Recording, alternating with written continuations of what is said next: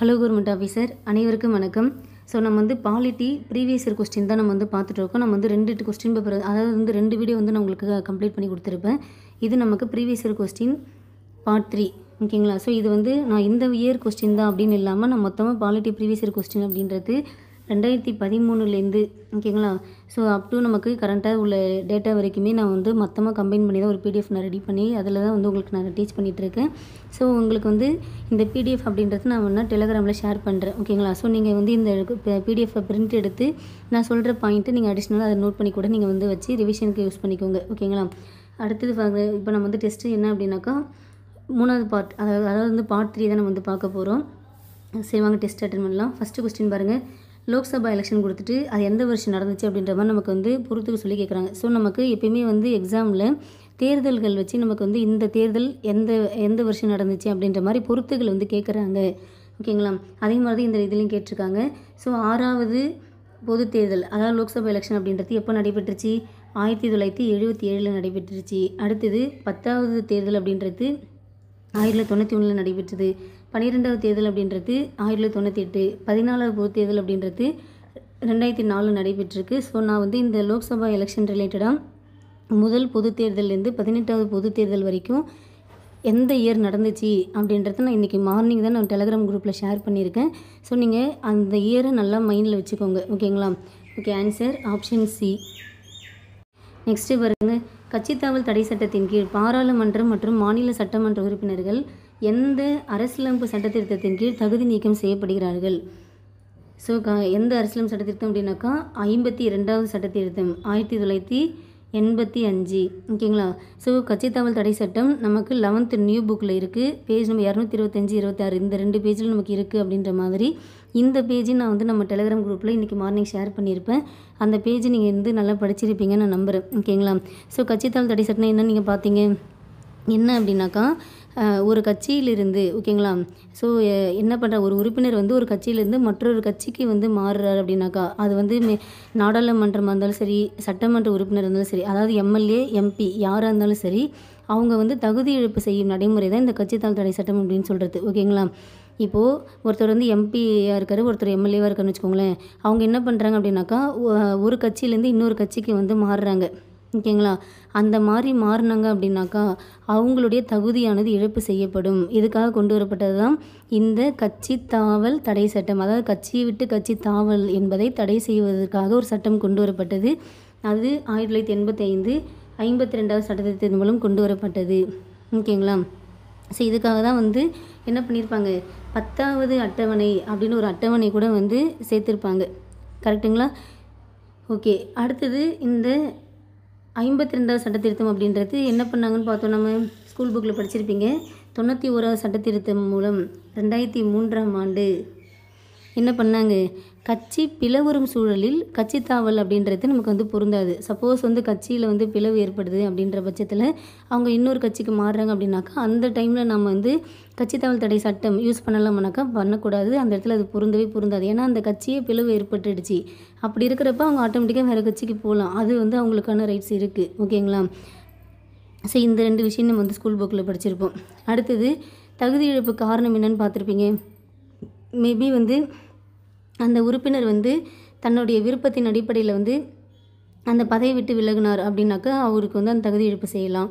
அடுத்தது தான் சார்ந்த கட்சியோடைய வழிகாட்டுதலுக்கு எதிராக வந்து வாக்களித்தார் அப்படின்னாக்கா அந்த இடத்துல வந்து அவர் வந்து கட்சித்தாவல் தடை சட்டம் யூஸ் பண்ணி அவருடைய பதவிக்கு நம்ம வந்து தகுதி இழப்பு செய்யலாம், ஓகேங்களா? அடுத்தது வாக்களிப்பிலிருந்து கட்சியின் முன் அனுமதியின்றி விலகி இருத்தல், அந்த மாதிரி காரணங்களுக்காக நம்ம இது பண்ணியிருக்கலாம். அடுத்தது சுயேட்சை வேட்பாளர் இருக்காங்க பார்த்தீங்களா, அவங்க வந்து தான் தேர்ந்தெடுக்கப்பட்ட பின்னர் மற்றொரு அரசியல் கட்சியில் சேர்ந்தாங்க அப்படின்னாக்கா அவங்களும் வந்து தகுதி இழப்பு செய்யப்படுவார். அதே மாதிரி ஒரு நியமன உறுப்பினர் இருக்கார் அப்படின்னாக்கா அவர் வந்து பதவியேற்ற நாளிலிருந்து 6 மாத காலத்திற்குள் எந்த ஒரு அரசியல் கட்சி சேர்ந்தாலும் தகுதி இழப்பு செய்யப்படுவார். ஸோ இது வந்து நமக்கு ஒரு 5 ரீசன் வந்து தகுதி இழப்பு ரீசன் சொல்லியிருப்பாங்க. ஸோ இது நமக்கு 11th நியூ புக்கில் பாலிட்டியில் இந்த பேஜ் நம்பரில் இருக்குது. இந்த பேஜை நான் டெலகிராமில் மார்னிங் ஷேர் பண்ணியிருப்பேன், ஓகேங்களா? ஸோ நீங்கள் அதை நல்லா படிச்சுக்கோங்க. ஸோ இதுக்கான ஆன்சர் ஆப்ஷன் ஏ. இந்திய அரசியலமைப்பின் பின்வரும் எந்த விதியானது தேசிய நலன் கருதி பாராளுமன்றமானது மாநில பட்டியலில் உள்ள ஒரு அதிகாரத்தை எடுத்து சட்டம் இயற்றலாம் என கூறியுள்ளது? அதாவது பார்லிமெண்ட் வந்து மாநில பட்டியலிருந்து ஒரு அதிகாரத்தை எடுத்து சட்டம் இயற்றலாம் அப்படின்னு சொல்கிற ஆர்டிக்கிள் எது அப்படின்னாக்கா ஆர்டிக்கிள் 249. கீழே கொடுக்கப்பட்டுள்ளவைகளில் எது பாராளுமன்றத்தின் நிலைக்குழு கிடையாது? ஸோ எது வந்து பாராளுமன்றத்தின் நிலைக்குழு கிடையாது அப்படின்றத ஆன்சர் பண்ணுங்க பார்க்கலாம். ஆன்சர் ஆப்ஷன் பி, நிதி அமைச்சகத்தின் ஆலோசனை குழு. மற்றபடி நிலைக்குழுக்கள் அப்படின்னு சொல்லிட்டு எது எது சொல்லலாம் அப்படின்னாக்கா பொது கணக்கு குழு, மதிப்பீட்டு குழு, பொதுத்துறை நிறுவனங்கள் குழு, இது எல்லாமே வந்து ஒரு நிலைக்குழுக்கள் ஆகும். ஓகேங்களா? இதில் எது நிலைக்குழு வராது அப்படின்னாக்கா நிதி அமைச்சகத்துடைய ஆலோசனை குழு, இது மட்டும்தான் நமக்கு நிலைக்குழுவில் வராது. So answer option B. எத்தனை பங்கு பெரும்பான்மையில் ஒரு தீர்மானத்தை நிறைவேற்றுவதன் மூலமாக புதிதாக ஓர் அகில இந்திய பணியை உருவாக்கும் அதிகாரம் மாநிலங்களவைக்கு உள்ளது? எந்த தீர்மானம் எத்தனை பங்கு பெரும்பான்மை இருந்துச்சு அப்படின்னாக்கா நாம் புதுசாக ஓர் அகில இந்திய பணியை உருவாக்கும் அதிகாரம் என்பதை உருவாக்கலாம் அப்படின்ற மாதிரி மாநிலங்களவைக்கு உள்ளது அப்படின்னாக்கா 3/2 பங்கு. கீழே கொடுக்கப்பட்டுள்ள அட்டவணைகளில் எது வந்து தவறுதலாக பொருத்தப்பட்டுள்ளதுன்னு கேட்குறாங்க. ஸோ தேசிய வளர்ச்சி குழு என்பது அரசியலமைப்பின் மூலம் உருவாக்கப்படாத அமைப்பா அப்படின்னாக்கா கண்டிப்பாக தேசிய வளர்ச்சி குழு இது கான்ஸ்டியூஷன் மூலம் வந்து உருவாக்கப்படலை. அடுத்து தேசிய மனித உரிமைகள் ஆணையம் அப்படின்றதும் அரசியலமைப்பில் இல்லாத நிறுவனம் என்பது சரியானது. நிதிக்குழு என்பது அரசியலமைப்பின் மூலம் வராத நிறுவனமா அப்படின்னாக்கா கிடையாது. நிதிக்குழு அப்படின்றது அரசியலமைப்பின் மூலம் வரப்பட்டது. விதி 280ல் நிதிக்குழு பற்றி தான் சொல்லியிருப்பாங்க. ஓகேங்களா? ஸோ இதுதான் நமக்கு தவறுதலாக கொடுத்துருக்காங்க. அடுத்தது மத்திய புலனாய்வு என்பது அரசியலமைப்பின் மூலம் வராத நிறுவனமாகும். அப்போது எது எதெல்லாம் வந்து கான்ஸ்டியூஷன் மூலமாக வராதது அப்படின்னாக்கா தேசிய வளர்ச்சி குழு, தேசிய மனித உரிமைகள் ஆணையம், மத்திய புலனாய்வு, இதெல்லாம் வந்து நமக்கு கான்ஸ்டியூஷன் மூலம் வந்து உருவாக்கப்படாத ஒரு அமைப்புகள் ஆகும். நிதிக்குழு அப்படின்றது அரசியலமைப்பின் மூலம் உருவாக்கப்பட்ட ஒரு குழு. விதி 280ல் தான் வந்து உருவாக்கியிருப்பாங்க. So answer option C. So இந்த நிதிக்குழு பொறுத்த வரைக்கும் பார்த்தீங்க அப்படின்னாக்கா விதி வந்து என்ன சொன்னேன் 280. ஓகேங்களா? விதி 280 இது வந்து 5 ஆண்டுக்கு ஒரு முறை வந்து இந்த நிதிக்குழுவுடைய இது வந்து நியமிக்கப்படுவாங்க. யார் வந்து நிதிக்குழு தலைவர் நியமனம் செய்வார் அப்படின்னாக்கா குடியரசுத் தலைவர் தான் வந்து நியமிப்பார். ஓகேங்களா? ஸோ 5 years ஒன்ஸ் வந்து இந்த நிதிக்குழுவுடைய தலைவர் அப்படின்றது மாற்றுவாங்க. ஃபினான்ஷியல் இயரில் அந்த 5 ஆண்டுக்கு ஒரு முறையானது மாற்றம் செய்து கொண்டே இருப்பாங்க. தற்பொழுது வந்து நமக்கு வந்து 15வது நிதிக்குழு தான் செயல்பட்டுள்ளது. அதோடைய தலைவர் யார் அப்படின்னாக்கா என்கே சிங். ஓகேங்களா? ஸோ என்கே சிங் அப்படின்றவர் தான் தற்போதைய நிதிக்குழு தலைவராக இருக்கார். பொதுவாகவே இந்த நிதிக்குழு தலைவரை பொறுத்த வரைக்கும் 2 ஆண்டுகளுக்கு முன்பே வந்து நியமிச்சிருவாங்க. தற்காலிக ஒரு அமைப்பாக வந்து செயல்படுவாங்க. ஆனால் அவங்களுடைய காலம் பீரியட் எப்போ வருதோ அதுலேருந்து வந்து அவங்களுடைய பரிந்துரை வந்து ஸ்டார்ட் பண்ணுவாங்க. ஸோ என்கே சிங் பொறுத்த வரைக்கும் 2020லேருந்து 25 வரைக்கும் வந்து இவர் தான் வந்து அந்த நிதிக்குழு ரிலேட்டடாக பரிந்துரை செய்யணும். சரிங்களா? ஸோ இந்த நிதிக்குழு பொறுத்த வரைக்கும் வந்து மெயினாக வந்து மத்திய மாநில உறவுகளுக்கிடையே வந்து நிதியை வந்து பங்கிட்டு கொள்வதற்கு, அடுத்தது மாநிலங்களுக்கிடையே சமமான நிதியை வந்து பங்கீடு செய்வதற்கு, ஓகேங்களா, சமமான வளர்ச்சியை ஏற்படுத்துவதற்கு, இதுக்காகலாம் வந்து இந்த நிதிக்குழு அப்படின்றது ஏற்படுத்தியிருப்பாங்க. ஓகேங்களா? ஓகே, நெக்ஸ்ட்டு பார்க்கலாம். இந்திய அரசியலமைப்பின் எந்த பகுதியானது பஞ்சாயத்துகளை பற்றி கூறுகின்றது? ஸோ பகுதி 9 அப்படின்றது பஞ்சாயத்து பற்றி சொல்லுது. அப்போது பகுதி 8 எதை பற்றி சொல்லுது அப்படின்னாக்கா யூனியன் பிரதேசம். ஓகேங்களா? யூனியன் டெரிட்டரி அப்படின்னு சொல்லுவோமா, யூனியன் பிரதேசங்களை பற்றி சொல்லுவது தான் பகுதி 8. அடுத்தது பகுதி 10 எதை பற்றி சொல்லுது அப்படின்னாக்கா பட்டியலின மற்றும் பழங்குடியின பகுதிகளை பற்றி சொல்லுவது. பட்டியல் மற்றும் பழங்குடியின பகுதிகளை பற்றி சொல்லுவது பகுதி 10. அடுத்தது பகுதி 11 எதை பற்றி சொல்லுதுனாக்கா மத்திய மாநில அரசுகளுக்கிடையான உறவுகள் பற்றி சொல்லுது. மத்திய மாநில அரசுகளிடையே உறவுகள் பற்றி சொல்வது பகுதி 11. அனைத்து இந்திய பணியாளர்களின் தந்தை என்று போற்றப்படுபவர் யார்? சர்தார் வல்லபாய் பட்டேல். ஸோ இந்த கொஸ்டின் நம்ம வந்து 3ஆம் டைம் பார்க்குறோம். நிரந்தரமான லோக் அதாலத் அமைப்பதற்கு வழிவகை செய்த சட்டம் எது?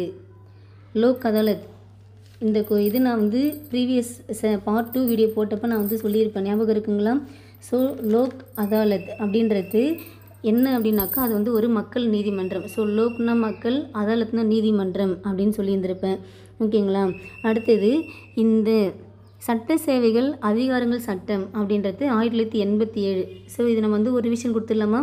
என்ன சொல்லியிருப்போம்?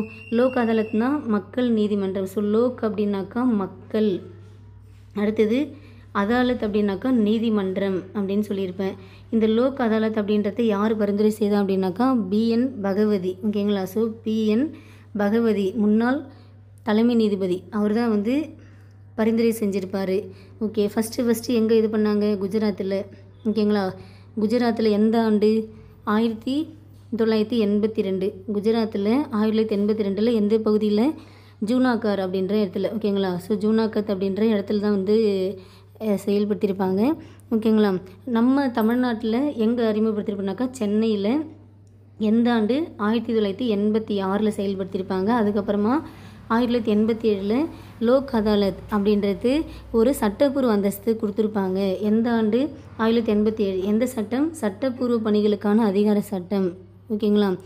இது ரொம்ப முக்கியமான ஒரு சட்டம், ஞாபகம் வச்சுக்கோங்க. Answer option A.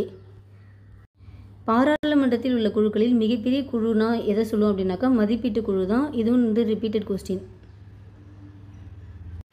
ஸோ இந்திய அரசியலமைப்பு 8வது அட்டவணையில் எத்தனை திராவிட மொழிகள் இடம்பெற்றுள்ளன? 8வது அட்டவணை. ஸோ மொழி. ஓகேங்களா. மொழிகள்னாலே வந்து நமக்கு எத்தனாவது அட்டவணை? 8வது அட்டவணை. எத்தனை திராவிட மொழிகள் இடம்பெற்றுள்ளது? 4 திராவிட மொழிகள். அவை தமிழ், தெலுங்கு, கன்னடம், மலையாளம் அப்படி சொல்லிட்டு நமக்கு 4 திராவிட மொழிகள் உள்ளன. அதாவது அலுவலக மொழிகள் பார்த்திங்கனாக்கா அங்கீகரிக்கப்பட்ட மொழிகள் தற்போது 22 உள்ளது. அந்த 22 மொழிகளில் திராவிட மொழிகள் மட்டுமே எத்தனை இருக்குது அப்படின்னாக்கா 4 இருக்குது. அவை தமிழ், தெலுங்கு, கன்னடம், மலையாளம். ஸோ மொழிகள்னாலே நமக்கு அட்டவணை 8 பகுதி 17 அப்படின்னு சொல்லலாம். இந்தியன் கான்ஸ்டியூஷன் நடைமுறைக்கு வந்தது 1950 ஜனவரி 26. அப்பொழுதைக்கு வந்து நமக்கு அங்கீகரிக்கப்பட்ட மொழிகள் பார்த்தோன்னா 14 மொழிகள் தான் இருந்துச்சு. அதுக்கப்புறமேட்டுக்காக தான் நமக்கு 8 மொழிகள் அப்படின்றது ஆட் ஆகிருக்கும். ஓகேங்களா. ஸோ அந்த 8 மொழிகளுக்கான சட்டத்திருத்தம் என்ன, எந்த ஆண்டு அப்படின்றத நம்ம பார்க்கலாங்க. ஃபஸ்ட்டு பார்த்திங்க அப்படின்னாக்கா 14 மொழிகள் இருந்துச்சுங்களா ஆரம்பத்தில். 15வது மொழியாக சிந்தி மொழி. 15வது மொழியாக என்ன மொழி? சிந்தி மொழி. எந்த ஆண்டு எந்த சட்டத்திருத்தம் அப்படின்னாக்கா 21வது சட்டத்திருத்தம் 1967. ஓகேங்களா. ஸோ 21வது சட்டத்திருத்தத்தின் மூலமாக 1967ஆம் ஆண்டு சிந்தி மொழியானது அலுவலக மொழியாக சேர்க்கப்பட்டு ஸோ 15வது மொழினாக்கா சிந்தி மொழி. அடுத்தது 16, 17, 18. ஸோ 3 மொழிகள் வந்து சேர்த்துருப்பாங்க. ஓகேங்களா. அது என்னென்ன அப்படின்னாக்கா கொங்கணி, மணிப்புரி, நேபாளி. KMN அப்படின்னு ஞாபகம் வச்சுக்கோங்க. கொங்கணி, மணிப்புரி, நேபாளி. இது எந்த சட்டத்திருத்தம் அப்படின்னாக்கா 71வது சட்டத்திருத்தம். ஓகேங்களா. ஸோ 71வது சட்டத்திருத்தம் 1992. 71வது சட்டத்திருத்தத்தின் மூலமாக 1992 கொங்கணி, மணிப்புரி, நேபாளி என்ற 3 மொழிகள் சேர்க்கப்பட்டது. ஓகே. அடுத்தது 18, 19, 20, 21, 22. ஓகேங்களா. ஸோ 4 மொழிகள் சேர்த்துருப்பாங்க. 4 மொழிகள் என்னென்ன அப்படின்னாக்கா BDMS, போடோ, டோக்ரி, மைத்திலி, சந்தாலி. போடோ, டோக்ரி, மைத்திலி, சந்தாலி அப்படி சொல்லிட்டு 4 மொழிகள் சேர்த்துருப்பாங்க. இது எப்போ அப்படின்னாக்கா 92வது சட்டத்திருத்தம் 2003. இதெல்லாம் நம்ம எங்கே பார்க்கலாம் அப்படின்னாக்கா 12th பாலிட்டியில். ஓகேங்களா. லாஸ்ட்டில் நமக்கு வந்து இந்த சட்டத்திருத்தம் வச்சு நமக்கு வந்து கொடுத்துருப்பாங்க. அதில் பாருங்கள். அதில் பார்த்தீங்கன்னாக்கா உங்களுக்கு கிளியராக உங்களுக்கு தெரியும். ஓகேங்களா. ஸோ 15வது மொழியாக சிந்தி மொழி சேர்க்கப்பட்டது. ஓகேங்களா. 21ஆம் சட்டத்திருத்தம் 1967. அடுத்தது கொங்கணி, மணிப்புரி, நேபாளி என்ற 3 மொழிகள் சேர்க்கப்பட்டது. 71ஆம் சட்டத்திருத்தம் 1992 மூலமாக. அடுத்தது போடோ, டோக்ரி, மைத்திலி, சந்தாலி என்ற 4 மொழிகள் சேர்த்தாங்க. 92வது சட்டத்திருத்தம் 2003. ஓகேங்களா. ஸோ இது ரொம்ப முக்கியமானது, நோட் பண்ணிக்கோங்க. ஸோ இவ்வளோ தான் மொழிகள் பற்றின நமக்கு டீட்டெயில். ஓகேங்களா officer. So answer option C. இந்திய அரசியலமைப்பு தினம். ஓகேங்களா. ஸோ இந்தியன் கான்ஸ்டியூஷன் டே அப்படின்றது எப்போ கொண்டாடப்படுகின்றது அப்படின்னாக்கா நம்ம இந்திய அரசியலமைப்பு ஏற்றுக்கொள்ளப்பட்டது எப்போது? 1949 நவம்பர் 26. கரெக்டுங்களா.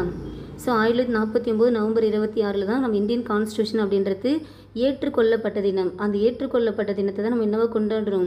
இந்திய அரசியலமைப்பு தினமாக கொண்டாடுறோம். ஓகேங்களா.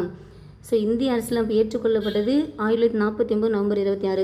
நடைமுறை வந்தது 1950 ஜனவரி 26.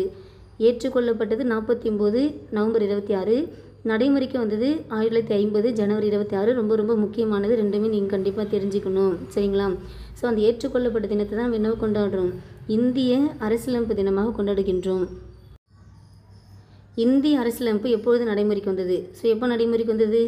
1950 ஜனவரி 26 நடைமுறைக்கு வந்தது. சரிங்களா ஆஃபீஸர்? ஸோ உங்களுக்கு இந்த நடைமுறைக்கு வந்தாலே உங்களுக்கு டக்குன்னு உங்களுக்கு வந்து என்னென்ன விஷயம்லாம் ஞாபகம் வருது அப்படி ரிவிஷன் பண்ணுங்க பார்க்கலாம். ஸோ இந்திய அரசியலமைப்பு நடைமுறைக்கு வந்தப்போ நமக்கு அடிப்படை உரிமைகளை நமக்கு வந்து மொத்தம் வந்து 11 அடிப்படை உரிமைகள், 7 அடிப்படை உரிமைகள். ஓகேங்களா? 7 அடிப்படை உரிமைகள் இருந்திருக்கும். எப்போது? 1950 ஜனவரி 26 அந்த டைமில் 7 அடிப்படை உரிமைகள் இருந்துச்சு. கரெக்டுங்களா? அதுக்கப்புறமேட்டுக்கா 1978ஆம் ஆண்டு 44வது சட்டத்திருத்தத்தின் மூலமாக சொத்துரிமை என்பது அடிப்படை உரிமை நீக்கம் செய்யப்பட்டு தற்போது சாதாரண ஒரு சட்ட உரிமையாக 300A பகுதி 12 வைக்கப்பட்டுள்ளது. எது? சொத்துரிமை. அப்போ தற்பொழுது வந்து நமக்கு 6 அடிப்படை உரிமைகள் உள்ளன. இது ஒன்று நமக்கு ஞாபகம் வரணும். கரெக்டுங்களா? ஓகே. அடுத்தது பார்த்திங்க அப்படின்னாக்கா இப்போ நம்ம பார்த்தோம்ல மொழிகள். ஸோ இந்திய அரசியலமைப்பு நடைமுறைக்கு வந்தப்போ அங்கீகரிக்கப்பட்ட மொழிகள் 14 இருந்துச்சு. தற்பொழுது நமக்கு 22 அங்கீகரிக்கப்பட்ட மொழிகள் உள்ளன. இது ஒன்று ஞாபகம் வரணும். அடுத்து என்ன சொல்லலாம்? நம்ம இந்திய அரசியலமைப்பு நடைமுறைக்கு வந்தப்போ அடிப்படை கடமைகள், அதாவது ஃபண்டமெண்டல் டியூட்டிஸ் அப்படின்றது இருந்துச்சா அப்படின்னாக்கா கிடையாது. அப்போ எப்போ அது ஆட் பண்ணாங்க? 1976ஆம் ஆண்டு 42வது சட்டத்திருத்தத்தின் மூலமாக 1976 42வது சட்டத்திருத்தத்தின் மூலமாக தான் அடிப்படை கடமை அப்படின்ற ஒரு விஷயத்தையே பகுதி 4A விதி 51A அப்படின்ற இதில் சேர்த்துருப்பாங்க. ஸோ அடிப்படை கடமைகள் 1976 டைமில் எத்தனை அடிப்படை கடமைகள் இருந்துச்சு? 10 அடிப்படை கடமைகள் இருந்துச்சு. தற்போது எத்தனை கடமைகள் உள்ளது? 11 கடமைகள் உள்ளது. ஸோ அந்த 11 கடமை என்ன? 6 முதல் 14 வயது உள்ள குழந்தைகளுக்கு கல்வியை கொடுப்பது என்பது பெற்றோர் அல்லது பாதுகாவலின் கடமை அப்படி சொல்லியிருப்பாங்க. அது எந்த ஆண்டு சேர்க்கப்படுது? 2002 86வது சட்டத்திருத்தம். ஓகேங்களா? ஸோ 2002ஆம் ஆண்டு 86வது சட்டத்திருத்தத்தின் மூலமாக தான் சேர்த்துருப்பாங்க. ஓகேங்களா ஆஃபீஸர்? ஸோ இதெல்லாம் உங்களுக்கு இந்த நடைமுறை ரிலேட்டடாக வந்தாலே உங்களுக்கு இது எல்லாத்தையும் நீங்கள் ரீகால் பண்ணிகிட்டே இருக்கணும். இது எல்லாமே நமக்கு எக்ஸாம் பாயிண்ட் ஆஃப் வியூ ரிப்பீட்டடாக கேட்குறது. அப்பப்போ நீங்கள் ரிவிஷன் விட்டுட்டே இருந்தால் தான் உங்களுக்கு மைண்டில் நல்லா பதிஞ்சிருக்கும். ஓகேங்களா? ஸோ ஓகே, நெக்ஸ்ட்டு பார்க்கலாம். இந்திய அரசியலமைப்பின் எந்த பகுதியில் அடிப்படை உரிமைகள் இடம்பெற்றுள்ளன? ஸோ அடிப்படை உரிமை எந்த பகுதியில் இருக்குது? பகுதி 3. அடிப்படை உரிமைனா பகுதி 3. அப்போ பகுதி 4 என்ன இருக்குது? டிபிஎஸ்பி, அரசுக்கு வழிகாட்டும் நெறிமுறைகள் அப்படின்னு சொல்லலாம். இது பகுதி 4 இருக்குது. ஓகே. அப்போ பகுதி 5 என்ன இருக்குது அப்படின்னாக்கா மத்திய அரசு பற்றி சொல்கிறது பகுதி 5. ஓகேங்களா? மாநில அரசு பற்றி சொல்லிச்சுனாக்கா அது பகுதி 6. ஓகேங்களா? ஸோ பகுதி 3 அப்படின்னாக்கா அடிப்படை உரிமைகள். பகுதி 4னா அரசுக்கு வழிகாட்டும் நெறிமுறைன்னு சொல்லலாம், டிபிஎஸ்பி. பகுதி 5 மத்திய அரசு, பகுதி 6 மாநில அரசு. ஓகேங்களா? ஸோ இதுக்கு முன்னாடி பார்த்ததை நம்ம அப்படியே ரீகால் பண்ணிடலாமா? என்ன பார்த்தோம் இதுக்கு முன்னாடி? நம்ம ப்ரீவியஸில் என்ன பார்த்தோம்? பகுதி 8 பார்த்தோம். ஸோ பகுதி 8 எதை பற்றி சொல்லுது? பகுதி 8 இது எதை பற்றி சொல்லுதுன்னு பார்த்தோம்? யூனியன் பிரதேசத்தை பற்றி சொல்லுதுன்னு பார்த்தோம். கரெக்டுங்களா? அடுத்தது பகுதி 9 எதை பற்றி சொல்லுது? பஞ்சாயத்து பற்றி சொல்லுது. கரெக்டுங்களா? ஓகே. பகுதி 9னா பஞ்சாயத்து. பகுதி 9A அப்படின்னாக்கா நகராட்சி பற்றி சொல்லுவது. ஓகேங்களா? ஓகே. அடுத்தது பகுதி 10 எதை பற்றி சொல்லுதுன்னு பார்த்தோம்? பட்டியலின மற்றும் பழங்குடியின பகுதிகள் பற்றி சொல்லுது அப்படின்னு பார்த்தோம். பகுதி 11 எதை பற்றி சொல்லுது? மத்திய மாநில அரசுகளுக்கிடையான உறவுகள் பற்றி சொல்லுவது. ஓகேங்களா? ஸோ நீங்கள் இந்த மாதிரி ரிவிஷன் விட்டுக்கிட்டே இருந்தால் மட்டும்தான் உங்களுக்கு இந்த ஆர்டிக்கல், பகுதிகள், அட்டவணைகள் எல்லாமே உங்களுக்கு ஞாபகத்தில் இருக்கும். சரிங்களா ஆஃபீஸர்? ஸோ பாலிட்டி ஈஸியாக ஸ்கோர் பண்ணுற சப்ஜெக்ட்டு. இந்த மாதிரி டேட்டா தான் நம்ம மைண்டில் வச்சுக்கிட்டாலே போதுமானது. ரொம்ப ஈஸியாக தான் கொஸ்டின் கேட்பாங்க. பாலிட்டிலாம் நீங்கள் ஃபுல் மார்க் எடுத்துடலாம். ஓகேங்களா?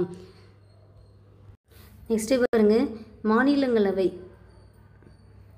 மாநிலங்களவை டேஷுக்கு மிகாத உறுப்பினர்களை கொண்டுள்ளது. எத்தனைக்கு மிகாமல் உறுப்பினர்கள் இருக்கணும் அப்படின்னாக்கா 250க்கு மிகாமல். ஓகேங்களா? ஸோ மாநிலங்களவை பொறுத்த வரைக்கும் 250க்கு மிகாமல் வந்து உறுப்பினர்களை பெற்றிருக்க வேண்டும். ஸோ நமக்கு வந்து இதுக்கு ரிலேட்டடாக நமக்கு வந்து 10th நியூ புக்கில் மாநில அரசு அப்படின்ற லெசனில் நம்ம வந்து ஒரு விதி படிச்சிருப்போம். ஞாபகம் இருக்குங்களா? ஸோ மாநிலங்களவை அப்படின்னாக்கா என்ன சொல்லலாம்? மேலவை. ஓகேங்களா? மாநிலங்களவை அப்படின்னாக்கா மேலவைன்னு சொல்லலாம். ஸோ சட்ட மேலவையுடைய மொத்த உறுப்பினர் எண்ணிக்கையானது அந்த மாநில சட்டமன்ற பேரவை அதாவது கீழவை ஓகேங்களா. ஸோ கீழவையுடைய உறுப்பினர்களின் மொத்த எண்ணிக்கையில் 1/3 பங்குக்கு மிகாமலும் 1/3 பங்குக்கு மிகாமலும் குறைந்தபட்சம் ஓகேங்களா. ஸோ அதிகபட்சம்னா 1/3 பங்குக்கு மிகாமலும், குறைந்தபட்சம் அப்படின்னாக்கா 40க்கு குறையாமலும் இருக்க வேண்டும். ஸோ 40 உறுப்பினர்கள் வரைக்கும் இருக்கலாம் ஓகேங்களா. 40 கீழே இருக்கலாம்னாக்கா இருக்கக்கூடாது. ஸோ 40க்கு குறையாமலும், அதிகபட்ச உறுப்பினர்கள் அப்படின்னாக்கா இந்த கீழவையுடைய மொத்த உறுப்பினர்களில் 1/3 பங்குக்கு மிகாமலும் இருத்தல் வேண்டும். குறைந்தபட்சம் 40, அதிகபட்சம் 1/3 பங்கு அந்த லெவலுக்கு தான் இருக்கணும், அதுக்கு மிகாமல் இருக்கணும் அப்படின்னு சொல்லிட்டு சொல்லியிருப்பாங்க. அதுக்கான ஆர்டிக்கல் என்ன 171ல் 1 சரிங்களா. இது நமக்கு 10th நியூ புக் பாலிட்டியில் மாநில அரசு லெசனில் இருக்குது. 171ல் 1 இதை நோட் பண்ணிக்கோங்க, கொஸ்டின் கேட்பாங்க ஓகேங்களா. நான் அதனால தான் உங்களுக்கு தேடி தேடி எல்லா கண்டென்ட்டும் சொல்லிகிட்டு இருக்கேன் ஓகேங்களா ஆஃபீஸர். ஸோ ரொம்ப முக்கியமானது பார்த்துக்கோங்க. ஸோ மாநிலங்களை பொறுத்த வரைக்கும் 250க்கு மிகாமல் உறுப்பினர்கள் வந்து பெற்றிருக்க வேண்டும். அதாவது 3க்கு கீழவையுடைய உறுப்பினர்களில் மொத்த உறுப்பினர்களில் 1/3 பங்குக்கு மிகாமல் அப்படின்னு ஞாபகம் வச்சுக்கோங்க. இது ரெண்டுத்தையும் நீங்கள் ஞாபகம் வச்சுக்கணும். குறைந்தபட்சம்னாக்கா 40க்கு குறையாமல் இருத்தல் வேண்டும் சரிங்களா. ஓகே நெக்ஸ்ட் பாருங்கள். கேபினெட் தூதுக்குழு 1946 இடம்பெற்ற பிரிட்டிஷ் அமைச்சரை சேர்ந்த 3 பேர் யார்? ஸோ இதை நான் வந்து ஃபஸ்ட்டு வீடியோவில் சொல்லியிருப்பேன். கேபினெட் தூதுக்குழு அப்படின்னாக்கா அமைச்சரவை தூதுக்குழு அப்படின்னு கூட சொல்லலாம். கேபினெட் மிஷன், அமைச்சரவை தூதுக்குழு அப்படின்னு கூட சொல்லலாம் சொல்லியிருப்பேன். 1946 வந்திருப்பாங்க.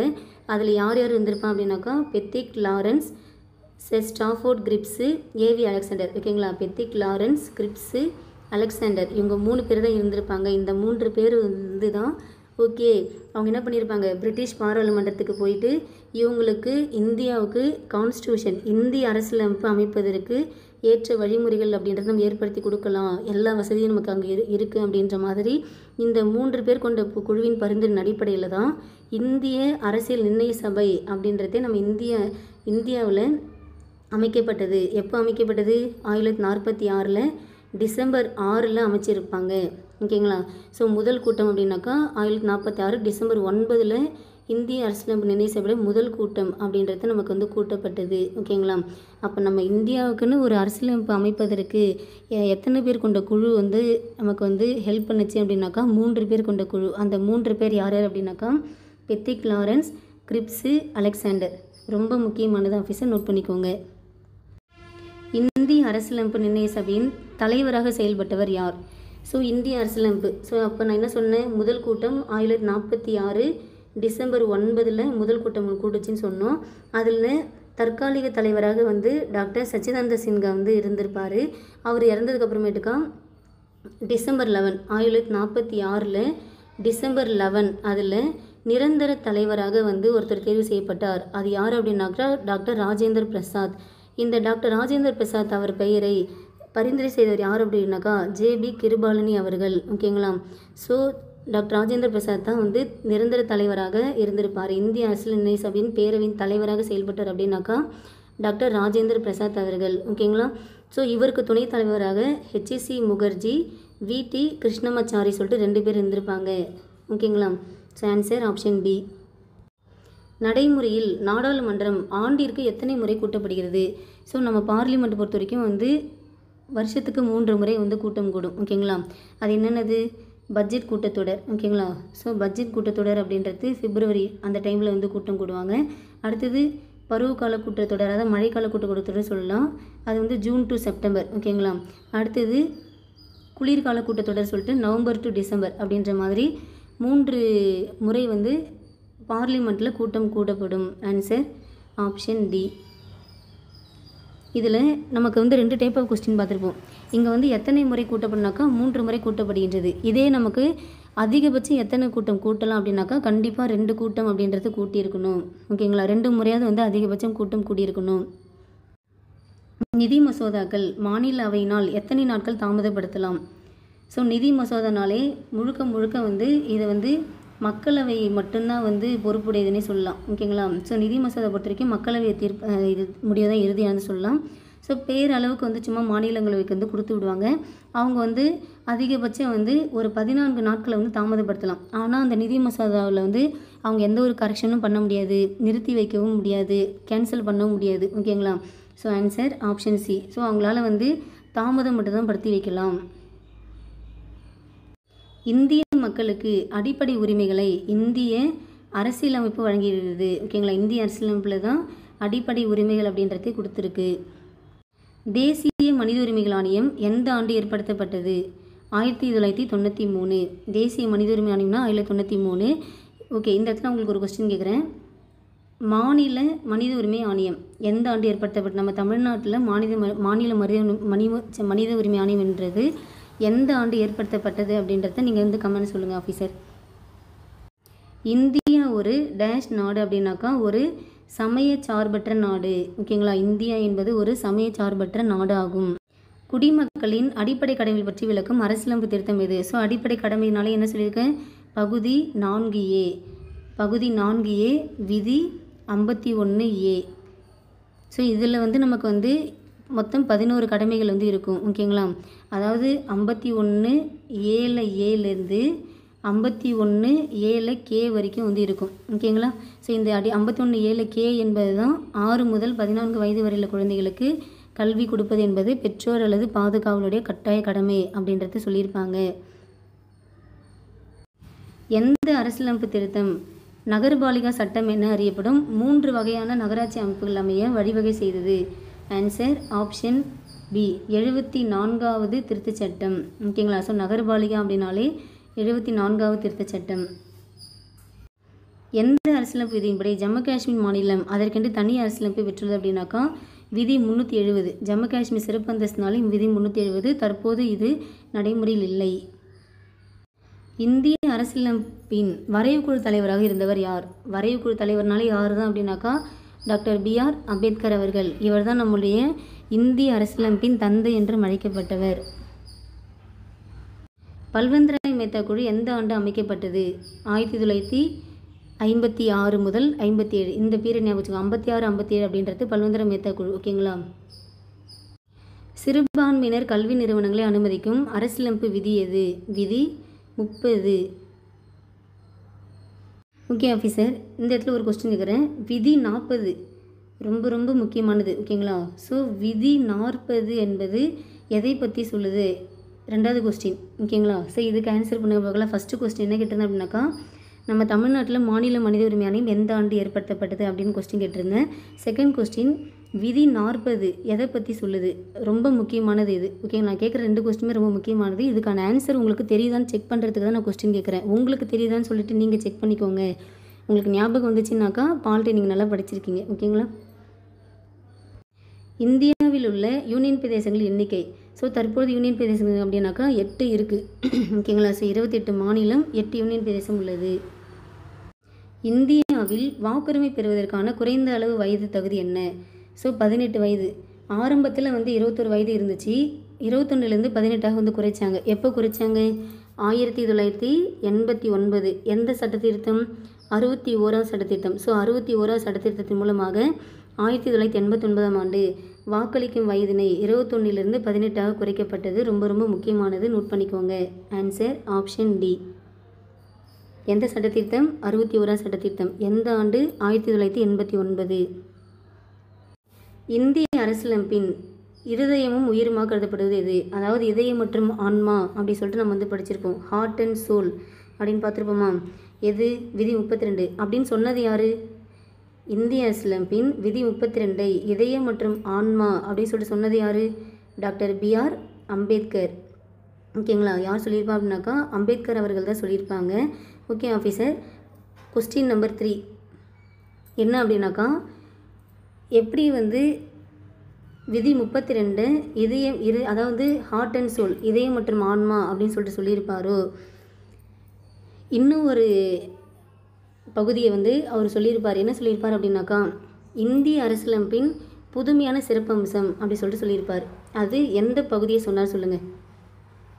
அதாவது இந்திய அரசியலமைப்புடைய புதுமையான சிறப்பம்சம் புதுமையான சிறப்பம்சம்னு சொல்லிட்டு அவர் வந்து சொல்லியிருப்பார். எந்த பகுதியை சொன்னாருன்னு சொல்லிட்டு சொல்லுங்கள். இதுவும் ரொம்ப முக்கியமானது. ஓகேங்களா? So question number 3. ஓகேங்களா? ஸோ விதி 32 இதயம் மற்றும் ஆன்மா, ஹார்ட் அண்ட் சோல் அப்படின்னு சொல்லியிருப்பார். அதே மாதிரி இந்திய அரசியலமைப்பின் புதுமையான சிறப்பம்சம்னு சொல்லிட்டு ஒன்று சொல்லியிருப்பார். அது எந்த பகுதியை சொன்னார், எதை சொன்னார் அப்படின்றத கமெண்ட் பண்ணுங்கள். நெக்ஸ்ட்டு பார்க்கலாம். அரசாங்கத்தின் 3வது மற்றும் முக்கியமான அங்கமாக கருதப்படுவது எது அப்படின்னாக்கா நீதித்துறை. அதாவது ஃபஸ்ட்டு வந்து சட்டமன்றம், நிர்வாகம் வந்து செகண்டு. ஓகேங்களா? சட்டமன்றம் ஃபஸ்ட்டு, நிர்வாகம் செகண்டு, தேர்டு வந்து நீதித்துறை. ஓகேங்களா? ஸோ 3வது அங்கம் அப்படின்னாக்கா நீதித்துறை தான். சரக்கு மற்றும் சேவை வரி, அதாவது ஜிஎஸ்டி இருக்குங்களே. ஸோ ஜிஎஸ்டி செயல்படுத்தும் சட்டம் அரசியலமைப்பில் எங்கு சேர்க்கப்பட்டுள்ளது? ஜிஎஸ்டி பற்றின ஆர்டிக்கல் அப்படின்னாலே 279 ஏ. 279 ஏ இம்பார்ட்டன்ட், நோட் பண்ணிக்கோங்க. எந்த ஒரு விதியானது இலவச மற்றும் கட்டாய கல்வி வழங்குவதற்கு இந்திய அரசியலமைப்பில் சேர்க்கப்பட்டுள்ளது? ஸோ கல்வி ரிலேட்டடாக நம்ம வந்து எந்த விதியில் சேர்த்துருப்பாங்க? விதி 21(7) சேர்த்துருப்பாங்க. ஓகேங்களா? எப்போ சேர்த்தாங்க? 2002ஆம் ஆண்டு. எந்த சட்டத்திருத்தம்? 86வது சட்டத்திருத்தத்தின் மூலமாக அடிப்படை உரிமையில் 21(7) சேர்த்துருப்பாங்க. கரெக்டுங்களா? ஆரம்பத்தில் 45 இருந்துச்சு. அந்த 45லேருந்து நமக்கு வந்து என்ன பண்ணியிருப்பாங்க? 21(7) வந்து சேர்த்துருப்பாங்க. So answer option B. எந்த ஆண்டு இந்திய அரசாங்கமானது வெளிநாடு வாழ் இந்தியர்களுக்காக எல்எம் சிங்வி தலைமையிலான உயர்மட்ட குழுவினை உருவாக்கியது அப்படின்னாக்கா செப்டம்பர் 2000. இதை நோட் பண்ணிக்கோங்க. ஸோ வெளிநாடு வாழ் இந்தியர்களுக்கான ஒரு உயர்மட்ட குழு யார் தலைமையில்? எல்எம் சிங்வி தலைமையில் ஏற்படுத்தப்பட்டது. செப்டம்பர் 2000 ஏற்படுத்தப்பட்டது. மாவட்ட அளவிலான சட்ட ஒழுங்கை பராமரிப்பவர் யார்? டிஸ்ட்ரிக்ட் லெவலில் வந்து யார் வந்து சட்ட ஒழுங்கை பராமரிப்பார் அப்படின்னாக்கா டிஸ்ட்ரிக்ட் கலெக்டர் தான், மாவட்ட ஆட்சித்தலைவர். சட்ட மேலவையானது நிலையான அமைப்பாகவும் அதன் ஒவ்வொரு உறுப்பினர்களின் பதவிக்காலமும் எத்தனை ஆண்டுகள் அப்படின்னாக்கா 6 ஆண்டுகள் ஆகும். ஸோ சட்ட மேலவை என்பது நிலையானது, அதை கலைக்க முடியாது. அந்த உறுப்பினருடைய பதவிக்காலம் பார்த்தீங்கன்னாக்கா 6 ஆண்டுகள் ஆகும். So answer option D. தவறாக வந்து ஒருத்தர் வந்து காவலில் வைக்கப்பட்டார்னு வச்சுக்கோங்களேன், அவரை விடுதலை செய்வதற்கு நம்ம வந்து எந்த வகையான நீதிப்பேரணை யூஸ் பண்ணலாம் அப்படின்னாக்கா ஆட்கொணர்வு நீதிப்பேரணை. தலைமை ஊழல் தடுப்பு ஆணையர் யாருடைய பரிந்துரையின் அடிப்படையில் நியமனம் செய்யப்படுகிறார்? ஸோ ஊழல் தடுப்பு ஆணையர் இருக்கார் பார்த்தீங்களா, தலைமை ஊழல் தடுப்பு ஆணையர். அவர் யாருடைய பரிந்துரை அடிப்படையில் வந்து நியமனம் செய்கிறார் அப்படின்னாக்கா பிரதமர், உள்துறை அமைச்சர், எதிர்க்கட்சி தலைவர் உள்ளடங்கிய குழு. இம்பார்ட்டன்ட், நோட் பண்ணிக்கோங்க. லோக்சபாவிற்கு இணையான அதிகாரத்தை ராஜ்யசபா எதில் பெற்றுள்ளது? லோக்சபாவிற்கு இணையான ஒரு அதிகாரத்தை ராஜ்யசபா பெற்றுள்ளது அப்படின்னாக்கா அது அரசியலமைப்பை திருத்துவதில். ஓகேங்களா? ஓகே ஆஃபீஸர், நம்ம இந்த வீடியோ வந்து இதோட கம்ப்ளீட் பண்ணிக்கலாம். ஓகேங்களா? ஸோ நான் இதோட தொடர்ச்சியாக வந்து நெக்ஸ்ட்டு பார்ட் 4ல் நான் உங்களுக்கு அப்லோட் பண்ணுறேன். ஓகேங்களா? ஸோ இது வரைக்கும் நம்ம பார்ட் 3 கம்ப்ளீட் பண்ணியிருக்கோம். இது வரைக்கும் நம்ம போட்ட இந்த 3 வீடியோவிலையும் நான் சொன்ன கண்டென்ட் எல்லாத்தையுமே நீங்கள் நான் சொல்லும் போதே வந்து உள்வாங்கிக்கோங்க. திரும்ப ரிவிஷன் விட்டுட்டே வாங்க. ஓகேங்களா? ஸோ எல்லாமே உங்களுக்கு புக்கு அவுட் சோர்ஸ் எல்லாத்தையும் தேடி தான் உங்களுக்கு கண்டென்ட் சொல்லிட்டு இருக்கேனே. ஓகேங்களா? ஸோ இந்த 3 வீடியோவில் நான் சொன்ன கண்டென்ட் எல்லாத்தையும் மைண்டில் வச்சுக்கோங்க. அடுத்தது பார்ட் 4ல் மீட் பண்ணலாம். தேங்க்யூ.